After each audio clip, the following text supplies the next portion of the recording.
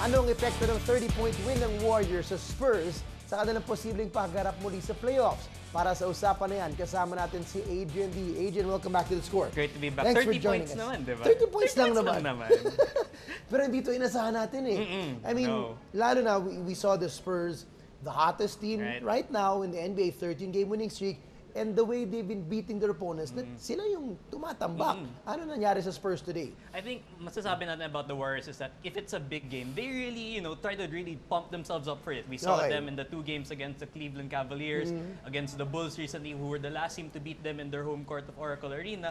So for this game, I'm sure the Warriors are probably thinking to themselves, ang daming sasabi na sometimes the Spurs are even better than us. You look at the power rankings, mas mataas pa yung Spurs. I'm sure they wanted to send a message to the league na, look, we have the best record and that's not a fluke, hindi yan chamba. Yun. Well, walang Tim Duncan today pero would you say, just to clear it out, hindi naman yun yung dahilan kung bakit ganito ka hirap na hirap yung Spurs? I don't think naman Tim Duncan would have come in and dropped 30 points naman on the Warriors, right? And if you look at the record, Duncan's always in and out of the lineup as Popovich tries to rest him. In the games this season, kung wala si Duncan, they've been 7-0 naman. So the Spurs have always been able to, come up with these lineups na even though the stars are not there, they still win. But in this case, it didn't happen. Paano ito nila ginawa? Kasi coming into this game, sobra yung hype ng one of the best offensive teams and the best defensive team. And yet, naka-30 assists ata yung Warriors against arguably the best defensive team in the league, the San Antonio Spurs. Paano nila pinaglaruan in terms of the way nag-execute sila? Well, I think it starts with Kawhi Leonard. You look at him, he's the Defensive Player of the Year. People are saying, he could be an MVP candidate. But in this game, when the Warriors were guarded by Leonard, they were 9 of 10 on those shots. Ouch. So in this game, basically, Leonard was not able to stop anyone. And that includes Stephen Curry, who had several highlight reel-worthy plays on him, breaking him down. So it starts from there, and it goes towards the rest of the players. Tony Parker was in foul trouble. We saw guys like Danny Green didn't get as much playing time. Coach Popovich tried younger guys like Jonathan Simmons. So as usual, it's the regular season. The Spurs like to try to experiment, and so they were giving sort of different looks towards trying to stop Curry. And in this case, none of them worked. So wala tayong magagawa. Somehow, aminado naman nung endgame si Coach Popovich na he was excited for this game. Hindi niya binaliwala itong game na to. Gusto niyang pakita kung gaano kagaling din yung team niya. Pero interestingly, without Duncan, Adrian, it looked like this is a peek to the future talaga of the Spurs, which they want to build on Kawhi Leonard and LaMarcus Aldridge. And both guys were not superstar level. Anong nangyari sa kanila? Especially with Aldridge, when you look at him, he was being guarded by Draymond Green. And as we know, Draymond Green versus bigger guys is just as effective as being someone who's 7 foot tall. So in this case, you look at the plus-minus stat, Aldridge was minus 20, which is the lowest of any of the players. And on the other side, Draymond was something like plus 29. So that high. So that stark power forward matchup was really the difference here. Well, Aldridge only had 5 points, 2 of 9. Kawhi, 16 points, but only 4 of 6. So, pati yung usapan ng step up to the occasion ng superstars. Diba? Sabi mo nga, pinag-usapan na si Kawhi Leonard as an MVP candidate. Pero with this showing today, does it say anything about him and his personality and his character as a player na andun na ba siya sa level na Steph Curry? It's got some people thinking na parang if you remember in the playoffs versus the LA Clippers, which they lost in 7 games, Kawhi was very quietly taken out of that game. He wasn't a major factor. So people are saying that the Warriors actually have the sort of personnel to bother him. They have Harrison Barnes, they have Andre Iguodala off the bench, and Iguodala, as we know, was able to shut down LeBron James in the finals or sort of make him really work hard.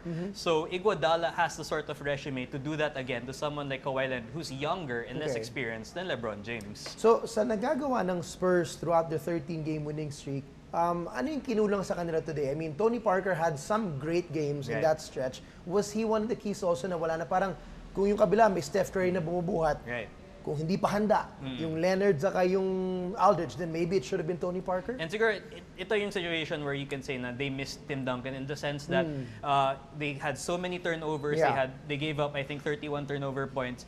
There would have been situations na they said, okay guys, slow down muna, let's throw it to Tim Duncan in the post. They tried doing that with Aldridge, pero again, it's different when he's the only big guy there. At nasa swarm siya ni Draymond, ni Steph Curry, ni Klay Thompson, and when he's in the post. So I think in that situation, having Duncan would have had given them an option na, okay guys, veterano, give it to me, we'll slow it down in the half court.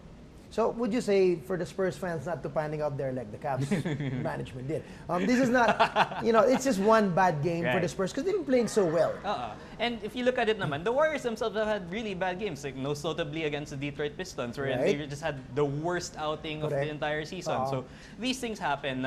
When you look at it on a per game to game basis, iisipin mo, paano nangyari yun? But if you look at it on the grander scheme of things, we're about a little over halfway through the season. There's still plenty of time. Lots of things can happen. And as we know, it happened on the Oracle Arena, and the Warriors themselves also are undefeated in Oracle. At pag natambaka ka na maaga sa Oracle, wala na. Mahirap na talagang humabol eh. Mahirap na talaga. Pero ibig sabihin na to, Aids, hindi naman to indicative na pag magtapat to sa West Finals or sa playoffs, 4-0 sweep to ng tambakan. Yeah, definitely. I don't think so. The Spurs, of course, are veterans. They've been there before. They know na it's a marathon. It's not a sprint. Correct. But I think for the Warriors, this gives them a lot of sense of courage na we can go in and beat the Spurs. When they first went back to the playoffs, they lost to the Spurs in the second round. And there's always been this thing since then na parang the Spurs are sort of like the bigger brother to the younger brother, di ba? Correct. Last season, they only won 1 game out of 3 outings against them. So maybe this is a sort of a sign that the Warriors have started to mature, given that they've won a title already. Correct. They know now what it means to sort of beat the Spurs and be on that same level. Anong ibig sabihin nitong quality win na to para sa Warriors? I mean, I saw a tweet of a respected sports writer, si Adrian Dy. Sabi niya, the Warriors are now confidenter. So parang, siyempre biro, pero ganun naka-confident yung Warriors. And they prove to themselves how they can smack the Spurs like this. How good is this team now? You look at it sa totality, they beat Cleveland twice, even though everyone was saying na, wala si Kyrie Irving, wala si Kevin Love, and now they beat the other team na everyone was saying, hindi lang niyo nakalaban yung Spurs sa playoffs last season. So the last challenge left to them is the healthy OKC Thunder. If they were able to beat that team out also by a huge margin, siguro we can really say na this team, if they really want to, can probably try to get that 72-10 record of the Chicago Bulls. They're on pace for it now. If you look at the record, they were both 41-4 at this very moment through 45 games. So it's a distinct possibility. Now with Steve Kerr back, will there be some adjustments with him and from Luke Walton's style, or do you think well-oiled machine tuloy-tuloy to? I think it's a well-oiled machine because Kerr has always been sort of coach na I will take all your input. I don't care if you're a lowly assistant or a video guy. I will take your suggestions and use it. And that, I think, was the secret of the success to Luke Walton because na-empower na siya by Coach Kerr. And now that he's back, I mean, we saw in the previous game na nag-timeout sila, Luke, ikaw ang drop ng play. So, it's no surprise to me that this machine will keep rolling. Well, we'll see. And it's still fascinating and fun to watch whether you're a Warriors fan or not. We'll see kung abot nga sila sa 72-10 ng Chicago Bulls. Adrian, thanks for joining us. Ulitin.